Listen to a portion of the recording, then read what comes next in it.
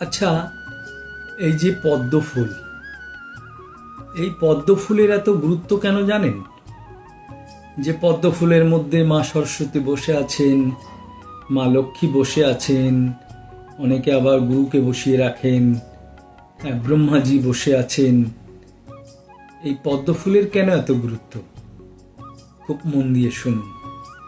প্রথম কথা হচ্ছে, পদ্ম ফুল স্বয়ং নারায়ণের নাভি থেকে উৎপন্ন হয়েছে এবং এই পদ্ম ফুলের ওপর বসে ব্রহ্মাজি সমস্ত মানবকে সৃষ্টি করেছেন। আর এই পদ্ম জলে এবং স্থলে দু জায়গায় হয়।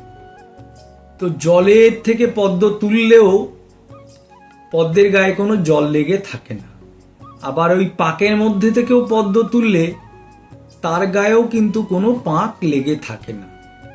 তো এর অর্থ হচ্ছে যে আমরা সংসারে যে থাকি, আমাদের মধ্যে অনেক কুলসতা থাকে, সেটি যেন ওই পদ্মের মতো হয়, মানে আমাদেরকে স্পর্শ করতে না পারে। 108টি নীল পদ্ম দিয়ে ভগবান রামচন্দ্র দুর্গা দেবীকে পুজো দিয়েছিলেন বা পুজো করেছিলেন। তো এই যে পদ্ম, এই পদ্মের কিন্তু অনেক গুরুত্ব। এই যে পদ্মের ওপরে মা লক্ষ্মী, মা সরস্বতী বসে থাকেন, এর গুরুত্ব অনেক, এবং উপনিষদেও পদ্মের গুরুত্ব নিয়ে বলা আছে।